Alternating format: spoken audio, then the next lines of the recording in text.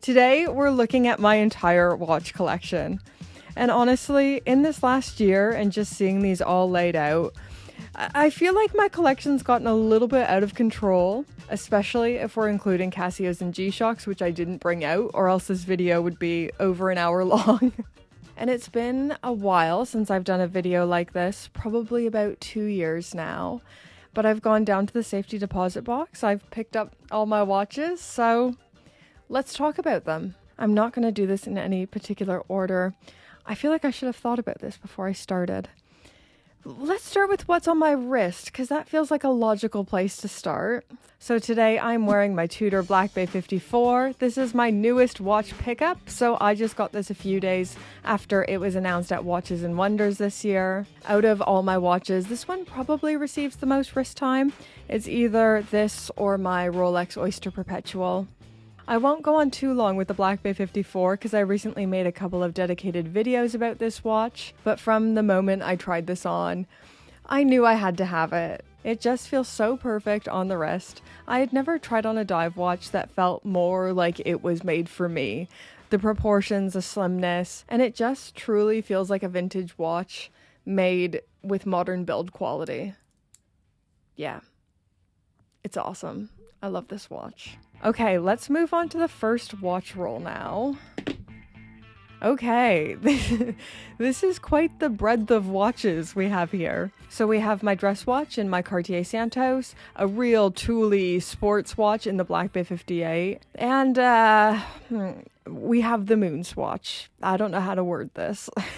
Let's start with this watch, my Cartier Santos Dumont. So the Santos was one of the few luxury watches that I really liked, even before I was into watches. But I got this Cartier Santos Dumont two-tone for my 30th birthday from my husband. My whole 30th birthday was just so magical. My husband planned so many surprises.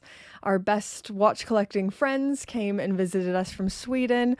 He secretly planned for my mom to come here and surprise me.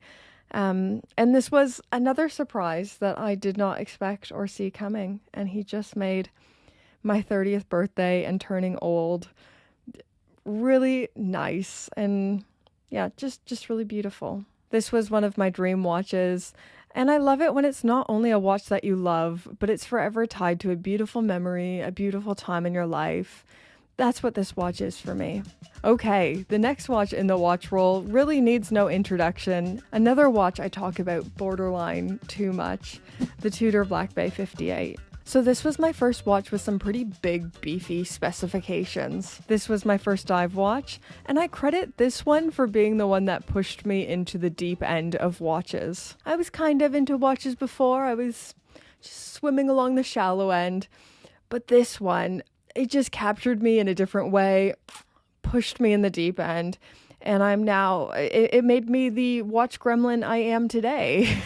I was just so fascinated with the engineering side of this. It completely blew my mind that this analog technology could accurately keep track of time and how much of a tool this was, how much of a useful thing a watch in your life can be. So the Tudor Black Bay 58 has 200 meters of water resistance, which is more than I'll ever need, Goldilocks size at 39 millimeters, and the Tudor manufacture caliber MT5402 movement, giving you 70 hours of power reserve. Just an all-round great watch.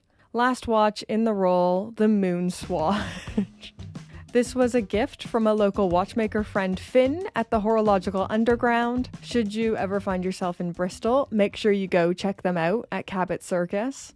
But Finn got this right when it was fresh, when no one could get one of these. He ended up going to Switzerland on holiday, and apparently these weren't a very big deal out there because he came home with 3. He was kind enough to ask me if I wanted to review one. Of course, I answered yes. And then he was extremely kind, and he said, "Britt, you should keep the Jupiter," which was just insanely kind. I know everyone clowns on the Moon Swatch, and I completely understand why, but it really is such an enjoyable wear. I love wearing this watch. I love seeing other people in the Moon Swatch. It's just a fun watch to wear. Okay, watch roll 1 done. Let's move on to Rolex land. So I own 2 Rolex watches. Let's start with the Oyster Perpetual. So this is my OP 124200 34 millimeters black dial. This was my first ever Rolex. And if disaster struck and I had to sell all my watches for whatever reason and I could only keep one, this is the one I would keep. I think this is the most versatile watch that money can buy. You can dress it up, you can dress it down, 100 meters of water resistance, automatic movement, just a great watch, and it represents something I never dreamed I'd ever own, in a place in life I never thought I'd be in. Moving on to my other Rolex, and this is the other end of the spectrum, from entry-level Rolex to a kinda harder to get Rolex. This is my Rolex Daytona. This one was actually allocated to my husband. He's the one who got the call from the authorized dealer.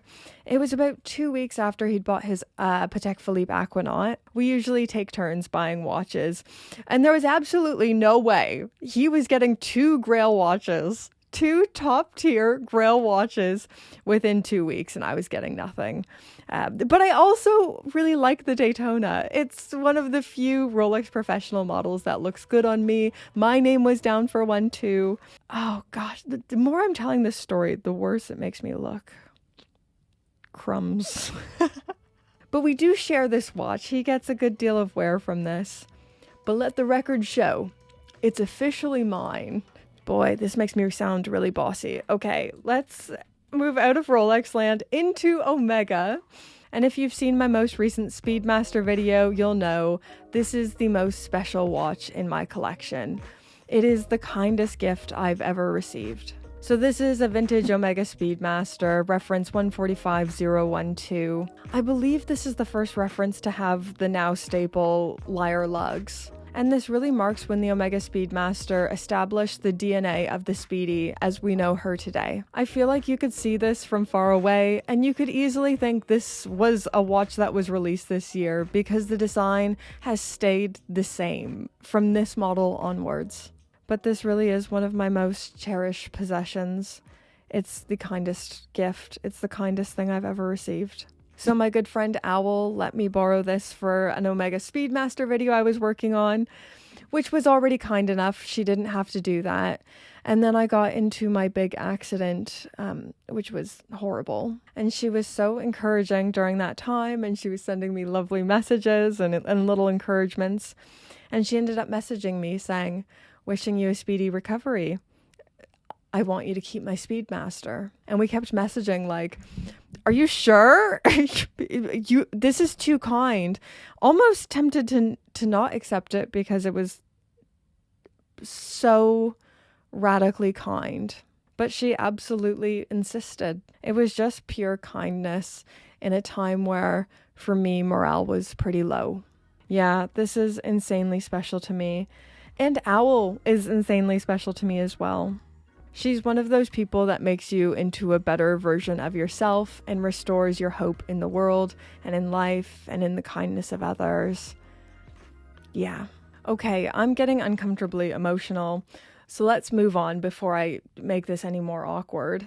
This is my Cartier Tank Solo, and this watch has seen better days. Good grief. So this was my first ever luxury watch. My husband gave me this for our first wedding anniversary. And for a long time, this was my one watch collection. I wore it everywhere. I wore it every day. I'd wear it camping. I'd go to the gym in it. It's now missing its cabochon. It truly has seen better days. Gosh, I need to get that fixed. It's not even a hard fix. I just think I'll miss it if I send it away. Okay, right. Those are my mainstream brands. There is one watch. There is one very big hole in my collection right now, and that's my Nomos Club Campus, which I've lent out to my friend. Mark's Watches has that on loan from me right now. I hope you're enjoying it, Mark. Sad face. I miss her. And her giant pink dial. But now, in this role, let's look at some of the micro brands in my collection. So I have 3 micro brand watches, and can we just say as well, I love the creative alternatives to the watch box that micro brands often deliver. Like right now, Under Our Bed is just dedicated to a bunch of watch boxes. So it's nice when there's something that's a little bit different and even more practical.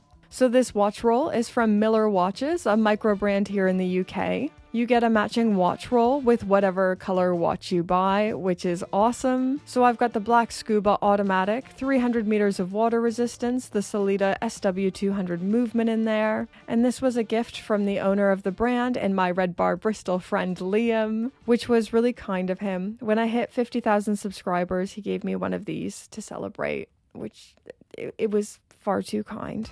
Next, we have the Nomadic Murray on the NATO strap. Honestly, this is just a bad pairing. Like, this is aesthetically not my best work. Why did I think that looked nice? Okay, pretend I didn't do the worst NATO pairing. Great watch, kind of Black Bay 58 styling, but with a slightly larger case at 40 millimeters. And this watch gets a pretty reasonable amount of wrist time as well, especially from my husband. And last but not least, we have the Zealous Aurora. Now, I was really lucky to get this one in for review. Zealous reached out asking if I wanted to review any of their watches, and I was more than welcome to keep it. And I was so excited with this partnership because I don't know if you've ever tried to get a Zealous, but it's really hard. That's what she said. I've been stalking them for a while, and every time I'd go to their website or every time I'd like a watch, it was always sold out straight away. So when they reached out, it was a big fat yes from me. I love this titanium case, classic looking watch, and I went for a more funky dial. I don't wear this one as much as I should. I gotta get it out more this summer. It's a bit chunky on my wrist, but it's a cool chunky. So yeah, this is the current state of the collection, minus the G-Shocks. It would take a very long time to finish the G-Shocks. It would take a very long time to finish this video with the G-Shocks in there as well. But if that's something you'd want to see, comment it down below and I can make that happen. Don't forget to do all those sweet, delicious things to feed the YouTube algorithm gods. Like, comment, subscribe. And let's thank the gorgeous, wonderful, fabulous Pope Tier patrons. Thank you. Thank you, Pope Tier patrons. Yeah. Thank you. Thank you, Pope Tier patrons. This is a song for you, sung by me. Yeah.